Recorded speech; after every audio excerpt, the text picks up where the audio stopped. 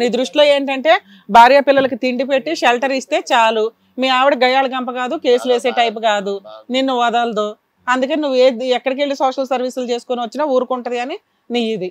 మీ ఆవిడ ఊరుకున్నా మేము ఊరుకోం కదా, మమ్మల్ని నమ్ముకొని వచ్చినాక నీలాంటి వాళ్ళని తోలు తీసి ఆరేస్తాం. ఇక్కడ కూర్చో, ఏం చేయాలో అది చేద్దాం. కానీ ఏమ్మా నీకు అర్థమైందా? నువ్వు సర్దుకుంటావన్న ఒక్క లీనియన్సే ఈ రోజు మీ ఆయన తప్పు చేయడానికి ఒక కారణమైంది. లేదు మేడం, ఇప్పుడు సంసార బాధ్యతల విషయంలోనూ ఎవ్వరు కూడా భర్తను బయట పెట్టుకున్నట్టు సర్దుకుంటారు. కానండి ఇంకొక ఆడదానికి మనసును పంచుతున్నారంటే ఆడదే సహించలేదండి. ఆ స్థానంలో నేను యాక్సెప్ట్ చేయలేను మేడం. తోలు తీసేద్దు గానీ ఈయనకి నీ వాల్యూ ఏంటో తెలిసిద్ది. అట్లాంటి సర్వీసులు ఉంచుకుంటాడా తీసేసుకుంటాడా ఆయన ఇష్టం. అసలు ఇప్పుడు బుద్ధి ఉందా లేదా? ఏ ఆడదండి అలా సరిపెట్టుకుంటదే? అసలు నువ్వు మనిషివేనా? పక్కన ఇంకొక ఆడద పెట్టుకుంటే కనుక ఆడద సహించుదా? మీ గౌరవం కాపాడుకుంటాం గురించి నేను బయట పెట్టుకోలేకపోయాను. అంతేగాని మీరు ఇంకొక ఆడదాంతో పంచుకుంటారంటే ఏ ఆడద ఊరుకోదు. తోలు తీస్తాను ఏమనుకుంటున్నావా? నువ్వు మర్యాదగా ఇంటికొచ్చి ఇటువరకు ఎలా బతుకావు అలా బతుకు, అంతేగాని నీ ఇష్టం వచ్చినట్టు నీ డాన్సులు ఎత్తే నేను ఎలా ఊరుకుంటానో. నాకు పిల్లలు ఉన్నారు, మెత్తగా అలా చూస్తున్నావు, ఏమి ఎరగనడుకోవాలి కానీ కొంపలకు నువ్వు పెట్టేసావు. ఎప్పుడు మాట్లాడలేదా? ఎందుకు మాట్లాడుతుందని నేను చూస్తున్నాను. ఇంతవరకు ఎప్పుడు మాట్లాడేదాకా నాకు రాలేదు. ఇప్పుడు వచ్చింది కాబట్టి నేను సమాధానం చెప్పాల్సి వస్తుంది. మా దాకా వచ్చినాక ధైర్యం వస్తుంది కదయ్యా. ఇక్కడికి వచ్చినాక కూడా అలా ఉంటదని ఎలా అనుకున్నావు? రమణి గారు మీరు కూర్చోండి. ఏమండి కృష్ణ గారు, ఇప్పుడు సార్ మనం ఏం చెప్తే ఆవిడ యాక్షన్ తీసుకోవడానికి రెడీగా ఉన్నానని చెప్పింది. మీరు చెప్పండి, మీ ఫ్యామిలీతో ఉంటారా లేదంటే ఆవిడతో ఉంటారా? లేదంటే ఇలాగే కంటిన్యూ చేస్తా అంటే మిమ్మల్ని ఏం చేయాలనేది ఇక్కడ వీళ్ళిద్దరు చెప్తారు. మాట్లాడాలి. ఇక్కడ సైలెంట్ గా ఉంటా అంటే ఆవిడ ఇంకా వైలెంట్ అయిపోతుంది. ఏంటో విన్నాక తెలుస్తుంది నీ డెసిషన్ ఎటు ఉండాలి, ఇటు ఉండాలా అటు ఉండాలా అని. ఆ అమ్మాయి అంత లేచిన తర్వాత భార్యకి వాల్యూ ఇచ్చి గబుకులు లేసాడు కూర్చోవాలా నువ్వు? మేము మాట్లాడినాక ఎక్కడ కూర్చుంటావో చూద్దాం. అసలు ఈయనకి ఎన్నిసార్లు చెప్పానండి, ఎన్ని అవకాశాలు ఇచ్చాను, మంచిదని చెప్పుకుంటున్నారు. ఆ మంచితనం అలసిగా తీసుకున్నారండి. అవునమ్మా. ఇప్పుడు వేరే ఆడదాన్ని తీసుకొస్తే ఎవరికైనా బాధగానే ఉంటది కదండి. ఆవిడ చేసిన పని ఏమన్నా బాగుందా? నాకైతే కనుక అసలు అతన్ని నిలదీయాలనిపిస్తుందండి. కానీ మీ పెద్దలతో చెప్పుకుంటే మాకు ఏదైనా ఒక పరిష్కారం దొరికిద్దానండి. కాస్తంతా మీరు మరి ఏం చెప్తారో. ఆయన్ని నేను కావాలా ఆమె కావాలా? నాకు రెండే పాయింట్లు అండి. అలాగే అమ్మా, ఒకవేళ నీ దాకా రాకపోతే లీగల్ గా ఏం చేయాలో చేద్దు గానీ చెప్తాం. కాసేపు కూర్చోండి, కంగారు పడొద్దమ్మా. ఈ ధైర్యం నువ్వు ముందే చూపించుంటే ఈ పాటికి లైన్ లోకి వచ్చేసేవాడు. భర్త ఎక్కడ ఇది అవ్వకూడదు, నలగకూడదు, ఇబ్బంది పడకూడదు, మీకు ప్రాబ్లం సాల్వ్ అయిపోవాలి. ఇప్పుడు అర్థమైపోయింది ఎంత ముదిరిపోయింది ఎక్కడ ఎవ్వరం అని. వెళ్ళి అక్కడ కూర్చున్నాడు, ఆవిడ అక్కడే కూర్చుంది. వీళ్ళిద్దరికి 2 years నుంచి అక్రమ సంబంధం ఉంది. అర్థమవుతుందా? నీకు తెలిసి 2 నెలలు జనాలు చూసిన వాళ్ళు అందరూ చెప్పినా నమ్మల. మా ఆయన బంగారం అని కూర్చున్నావు. అర్థమైందా మీ బంగారం సంగతి? ఇప్పుడు మేమేం చేయాలో చెప్తాము, దాన్ని బట్టి డెసిషన్ తీసుకుందరు. కానీ ఆయన మారతాడో లేదో మనకు ఫైనల్గా అర్థమవుతుంది. చూద్దాం. మారపోతే ఏం చేయాలో చేసేద్దు. కానీ ఇది కథ కాదు జీవితం ప్రోగ్రామ్ని అందరికంటే ఒకరోజు ముందుగా చూడాలి అనుకుంటే హిట్ టీవీ యాప్ని డౌన్లోడ్ చేసుకోండి.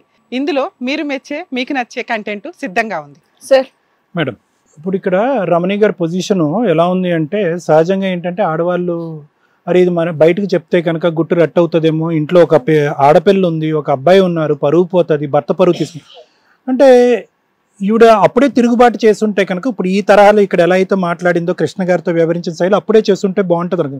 ఆవిడ మ్యారేజ్ అయినటువంటి 15 yearsలో అతని గురించి ఎక్కడ నెగిటివ్ మార్క్ లేదు.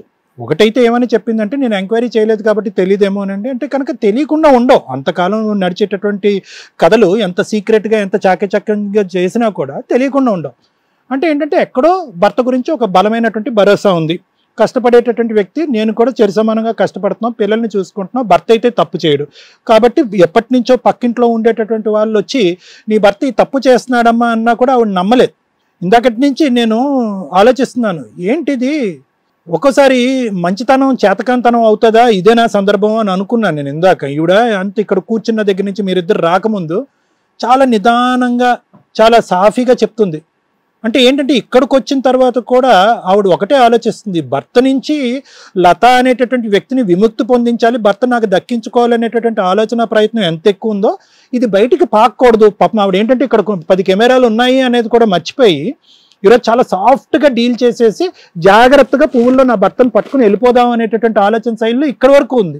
కానీ ఎప్పుడైతే మన కృష్ణ గారు వచ్చి ఒక మాట అన్నారో, సార్ తప్పే ఉందండి, చేస్తే తప్పే ఉందండి, ఆవిడేం మాట్లాడినప్పుడు, ప్రశ్నించినప్పుడు, అడగనప్పుడు, ఎగిరి 2 తన్నప్పుడు ఏముందండి అని అన్నాడు. అంటే ఏంటంటే కృష్ణ గారికి ఎక్కడో సైకలాజికల్గా ఒక ఫిక్సేషన్ వచ్చేసింది. అంటే ఇంతకాలం మనం సాఫీగా నీట్గా మొత్తం కథ నడిపించేసాం, మన మీద ఒక్క బ్లాక్ మార్క్ కూడా లేదు.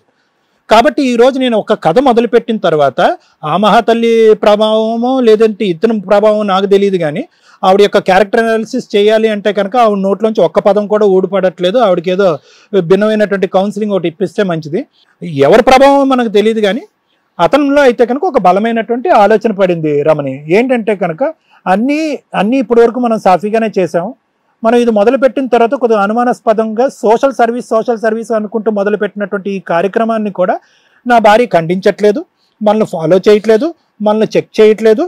మనం ఏంటంటే తిరిగి ఆ అమ్మాయి వైపే వేలెత్తి చూపెట్టి నీ చీర బాగాలేదు, నీ కట్టుబాటు బాగాలేదు, నీ డ్రెస్సింగ్ స్టైల్ బాగాలేదు అనేటటువంటి విధంగా చేదరించుకుని అసహించుకుంటున్నా కూడా అది పడి భరిస్తుంది రివర్స్లో అంటే కనుక బహుశా అక్కడ కథ మనం అక్కడ నడిపించవచ్చు. ఈవిడికి ఎల్లకాలం జీవితకాలం ఈవిడికి యాక్సెప్టెన్స్ అయ్యి కానీ కోపం అయితే రాదు అనేటటువంటి ఫిక్సేషన్లో అతను ఉన్నాడు. అంటే మనం చూసేటటువంటి చాలా జటిలమైనటువంటి భయంకరమైనటువంటి కేసెస్తో పోల్చుకుంటే మేడం ఇది అంత జటిలమైనటువంటి కేసు కాదు. అతను ఏంటంటే ఈవిడ ప్రశ్నించకపోవటం అనేటటువంటిది ఆటోమేటిక్గా ఈవిడ యాక్సెప్టెన్స్గా భావించేసి ఈవిడ ఇంకెప్పటికీ యాక్సెప్ట్ చేసేస్తుంది. కాబట్టి అక్కడ సోషల్ సర్వీస్ అక్కడ చేసేసుకుందాం, ఇక్కడ హోమ్ సర్వీస్ ఇక్కడ చేసేద్దాం అన్నట్టుగా అతను ఫిక్స్ అయిపోయాడు. ఈ రోజు ఇక్కడికి వచ్చాక ఈవిడ ఎందుకు వచ్చిందంటే ఈవిడ కోపం వచ్చిందంటే ఈరోజు ఈ తప్పు జరగటానికి కారణము ఏదైతే సోషల్ సర్వీసు దానమయుడిలాగా కరుణామయుడిలాగా ఇతను మాట్లాడేటటువంటి తీరుకి దాని వెనకాతలు ఉండేటటువంటి మూల కారణం నాది కాదండి తప్పు, ఈవిడ అడగకపోవటం వల్లే నేను ఇలా రెచ్చిపోతున్నాను అనే విధంగా ఈవిడ వైపే తిరిగి ఏలెత్తి చూపెట్టాడు చూడండి. అది కాస్త ఆవిడలో ఒక కోపం కసి లేపి అక్కడికి వెళ్ళి 2 పీకపోయింది ఆవిడ. మనకు అనిపించవచ్చు ఈరోజు ఏంటంటే ఇది ముందే చేస్తుంటే బాగుండేది కదా అని చెప్పి, కానీ ఆవిడ ఏంటంటే ఇప్పటి వరకు అతని చరిత్ర పుటాల్లో లేదు, అతని క్యారెక్టర్ అలాంటిది కాదు. పక్క వాళ్ళు ఎదురింటి వాళ్ళు ఇదే ఫస్ట్ టైం చెప్పారు, అంతకుముందు ఎవరు మీ ఆయన అక్కడ ఇక్కడ తిరుగుతున్నాడు అనేటటువంటి సందర్భాలు దాఖలాలు లేవు. కాబట్టి ఈరోజు ఈవిడకి ఆవిడ ఆ కోపం రావటం అనేది చాలా సమంజసం. ఈ రోజు వచ్చినటువంటి కోపంకి అతను ఇందాక అన్నాడు ఒక మాట, ఏంటి అలా చూస్తున్నావు అంటే కనుక నాకు అర్థం కావట్లేదు, నీ విశ్వరూపం ఇలాంటి విశ్వరూపం నేను ఎప్పుడు చూడలేదు, ఎంత ఉందా నీ లోపల అనేది. బహుశా అదే పరివర్తనకు మొదటి స్టెప్ ఏమో అని నాకు అనిపిస్తుంది. వీళ్ళిద్దరికీ ఉండేటటువంటి ప్రధానమైనటువంటి అడ్వాంటేజ్ ఏంటంటే లత గారు మీకు కృష్ణ గారికి మెయిన్గా మీకు ఎక్కడికక్కడ మీరు కావలసినటువంటి కోరికలు సాఫీగా నడిచేస్తున్నాయి.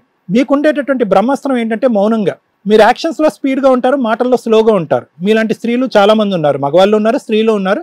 మీరేంటంటే కనుక తడిగొడతో గొంతుకులు కోసే రకం అంటారు చూడండి, ఆ టైప్ అనమాట. మీరు చేసేటటువంటి కార్యక్రమాలు సాఫీగా వెళ్ళిపోతారు. ఇప్పుడు తల ఊపి బయటకు వెళ్ళి ఇదే కార్యక్రమం నడిపించినా కూడా మేము ఆశ్చర్యపడక్కర్లేదు. మీరేమనుకున్నారంటే మీకున్న పెద్ద అడ్వాంటేజ్, అదే పాయింట్ నేను మళ్ళీ చెప్తున్నాను, ఏంటంటే కనుక అక్కడ గెట్అవుట్ అనగానే నీ మొగుడు సాఫీగా బయటకు వెళ్ళిపోయాడు. సంతకం పెట్టాను కానీ ఇక్కడ సంతకం పెట్టి అక్కడ కాస్త డైవర్స్ తీసేసుకున్నాడు. ఇక్కడ ఏంటంటే రా అనగానే ఇతను లోపలికి వచ్చాడు, దా అనగానే ఫోటో తీయించుకున్నారు, హ్యాపీగా కూర్చున్నారు. ఇక్కడ ప్రశ్నించి అడగనటువంటిది రోడ్డు మీద జుట్టు పట్టుకుని ఏడ్చినటువంటి ఒక ఆడ. ఇదే ఇంకో ఆడదైతే కనుక ఈ పాటికి ఇక్కడ 10 పంచాయతీలు పెట్టుండేది, మిమ్మల్ని నడిబజార్లోకి ఈడ్చుండేది. న్యాయపరంగా ఎటువంటి శిక్ష పడుతుంది పడదు అనేటటువంటిది వేరే విషయం.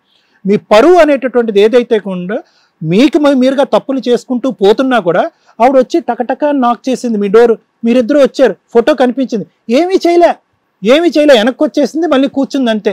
ఏం చేయాలో ఆవిడకి బోధపడలేదు. ఇది మీకున్నటువంటి మీ అడ్వాంటేజ్. అంటే ఏంటంటే మనకు కోరుకున్నవన్నీ కూడా మనం పీక్కుంటూ పోవచ్చు, అవతల వాళ్ళ జీవితాన్ని సమాధులు చేసేయచ్చు. మనల్ని అడిగేటటువంటి వాడు, ప్రశ్నించేటటువంటి వాడు దమ్ము ధైర్యం ఎవరికి ఉండదని మీరు అనుకున్నారు. అటు తిరిగి ఇటు తిరిగి ఇక్కడ కెమెరాల ముందు వచ్చి ఇక్కడ పడ్డారు. ఎందుకంటే కనుక అమ్మ శిక్ష పడితే ఈ విధంగా పడుతుందా, పరువు పోతే ఈ విధంగా పోతుందా, నేను నడిబజార్లో తలెత్తుకుని తిరగలనా, వెళ్ళి అదే ఇంట్లో ఉన్నా, లేదంటే ఊరు నా మెడ పట్టుకుని ఊరు వాస్తవులు అందరూ కూడా నన్ను మెడ పట్టుకుని బయటికి గెంటేస్తారా అనేటటువంటి దెబ్బ ఎప్పుడైతే మీకు తెగులుతుందో మీలాంటి వాళ్ళు చాలామందికి అదొక మంచి గుణపాఠం అవుతుంది. ఎందుకు నేను మీ వైపే టార్గెట్ చేసి ప్రత్యేకంగా మాట్లాడుతున్నానంటే లత గారు, వ్యాపారం చేసుకునేటటువంటి ఒక వ్యక్తి, అతను కష్ట నష్టాలు అన్నీ తెలుసు, సాధక బాధకాలు తెలుసు, కుటుంబాన్ని జాగ్రత్తగా కాపాడుకుంటూ వచ్చాడు. మీ ఆయనతో మీకేం సమస్యలు ఉన్నాయని మాకు తెలియదు. మీలాంటి విడాకులైనటువంటి స్త్రీలతో అందరితో పట్టుకుని ఈ 15 సంవత్సరాల పాటు అతను తిరగలేదు. లాస్ట్ ఫ్యూ మంత్స్లోనే అతనిలో ఒక మార్పు వచ్చింది. అంటే దీన్ని బట్టి పవర్ ఎక్కడి నుంచి వస్తుంది అనేటటువంటిది, ఆ ప్రెషర్ ఎక్కడి నుంచి వస్తుంది, ఆ పవర్ ఎక్కడి నుంచి వస్తుంది అనేటటువంటిది మాకు అర్థమైపోయింది. నేను అనాథిని, నేను ఒంటరిదాన్ని, నా మొగుడు నన్ను వదిలేసి వెళ్ళిపోయాడు. నాకు ఇప్పటికీ డౌటే, ఇతను ఎంట్రీ తర్వాత మీ ఆయన వెళ్ళాడా, మీ ఆయన ఎగ్జిట్ తర్వాత ఇతను ఎంటర్ అయ్యాడా అనేది. నేనైతే మొదటి దానికే మార్కులు వేస్తాను. ఇతను ఎంటర్ అయ్యాడు, ఏదో జాలి దయ ఏదో ఒక కథ చెప్పారు, ఇది చూడలేక మీ ఆయన పారిపోయాడు. ఇది చూడలేక ఈవిడ కూడా పారిపోద్ది అనేటటువంటి దాంతో మీరు సాఫీగా మీరిద్దరు కంటిన్యూ అయిపోతున్నారు. ఇందులో ప్రధానమైనటువంటి పాత్రధారి ఎవరైనా ఉన్నారు అంటే కనుక ఇక్కడికి వచ్చి మీ పేరు తప్ప ఇంకే ఏమీ చెప్పనటువంటి లతగారిదే అనేటటువంటిది బలమైనటువంటి నమ్మకం. అట్లీస్ట్ ఇప్పటికైనా కూడా నేను మాట్లాడినటువంటి 4 మాటలు బట్టి బుద్ధి తెచ్చుకుని, నీ కర్మలా కాలింది కాబట్టి మీ ఆయన నేను నడిబజార్లో వదిలిపోయాడు, నీ దిక్కు దివానా లేకుండా నువ్వు ఎలా బ్రతుకుతే అలా బతుకు, కానీ దయచేసి వీళ్ళిద్దరి మధ్యన దూరి ఇంకా నాశనం చేయకమ్మా. ఎదుగుతున్నటువంటి 2 పిల్లలు ఉన్నారు. ఏదైతే గోప్యంగా ఉండవలసినటువంటి కుటుంబంలో ఉండేటటువంటి అంశాలు పడకూడనటువంటి చెవుల్లో పడి, ఆ కుర్రోడు చెవులో పడింది. ఎదుగుతున్నటువంటి 10-11 సంవత్సరాల ఆడపిల్ల చెవుల్లో పడింది. ఇదేంటి మా నాన్న ఇలా అయిపోయాడు అనేటటువంటి బాధ వాళ్ళలో ఉంటుంది. వాళ్ళ చదువుల మీద దృష్టి పెట్టనటువంటి పరిస్థితి వస్తుంది. ఈవిడ ఏదో నుయ్యో గొయ్యో చూసుకునేటటువంటి పరిస్థితి వస్తుంది. ఇదా మీరు కోరుకుంటున్నారు? నేను కావాలని చేయలేదు సార్. ఎవరు చేశారు కావాలని? నా కొడుకు కోసం చేశాను సార్. ఎందుకు చేసావు? నీ కొడుకు ఎవరు? నా కొడుకు 10th క్లాస్ చదువుతున్నారు సార్. వాడి గురించి ఇచ్చేయటం ఏంటి? అంటే తను హెల్ప్ చేస్తానన్నారు. ఏం హెల్ప్ అమ్మా? అని చదివించే హెల్పా? ఏమ్మా గవర్నమెంట్ స్కూల్స్ లేవా? నువ్వేమన్నా ఉద్యోగం చేసుకుంటే కనుక నీ కొడుకుని నువ్వు చదివించుకోలేవా? వేరే ఇళ్లలోంచి మొగుల్ని పీక్కుని వచ్చి నీ ఇంట్లో కూర్చోపెడితేనే నీ పిల్లలు చదువుతారా? ఇదేనా మీ అమ్మ నాన్న నేర్పినటువంటి బుద్ధి? ఇటువంటి బుద్ధుల గురించేనా మీ కొడుకుని చదివిస్తున్నావు? ఇటువంటి చండాలను చూడటానికే ఏమి ఇంట్రడ్యూస్ చేసావు? సార్ మాకు ఉన్నారు కదండి మరి 2 పిల్లలు. నీ కొడుకు ఫండింగ్ గురించి అనేటటువంటి వ్యక్తి గురించి అని పరిచయం చేసావా?